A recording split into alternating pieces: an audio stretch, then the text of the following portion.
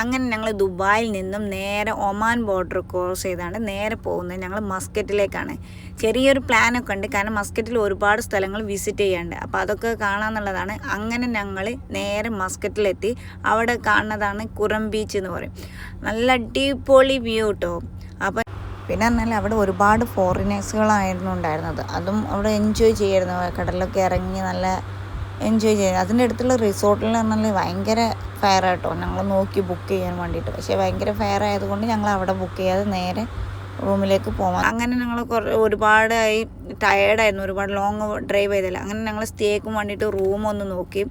അങ്ങനെ ഞങ്ങൾ എടുത്ത റൂം അൽമദീന ഹോളിഡേയ്സിലാണ്. ഇത് നമ്മൾ പറഞ്ഞാൽ നേരെ ഡയറക്റ്റ് പോയാൽ ഇത് ബുക്കിംഗ് കിട്ടില്ല, ഓൺലൈനിൽ വേണം ചെയ്യാൻ.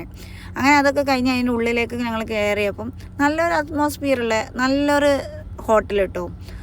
അവിടെ ഡിസ്പ്ലേയിൽ പറഞ്ഞാൽ നല്ല കുട്ടി കുട്ടിയായിട്ടുള്ള അത്ഭുതങ്ങളൊക്കെ അതിൽ ഓരോന്നൊക്കെ വെച്ചിട്ടുണ്ട്. കാണാൻ നല്ല ഭംഗിയുണ്ടായിരുന്നു കേട്ടോ.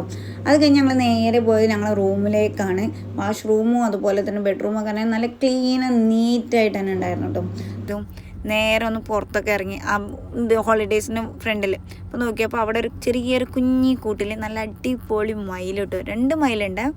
അത് ഞങ്ങൾ ഫോട്ടോ എടുക്കാമെന്ന് കണ്ടപ്പോൾ തന്നെ നല്ലപോലെ ചിറകൊക്കെ വിടർത്തി നല്ല ഇതാക്കി തന്നു. പിന്നെ അവിടെ പറഞ്ഞാൽ ഒരുപാട് കൃഷികൾ ചെയ്തിട്ടുണ്ട്, കറ്റാർവായ അതുപോലെ തന്നെ ടൊമാറ്റോ, അങ്ങനെ ഒരുപാട്. പിന്നെ ഞങ്ങൾ നേരെ കുളിക്കുക എന്നുള്ളത്, നീന്തി കളിച്ച് കുളിക്കാമെന്ന് വിചാരിച്ചാണ് നേരെ പോയത് സ്വിമ്മിംഗ് പൂളിലേക്കാണ്. അവിടെ സ്വിമ്മിംഗ് പൂളുണ്ട്, അതുപോലെ തന്നെ ജിമ്മുണ്ട്, എല്ലാതും കൂടി ഉണ്ട് കേട്ടോ.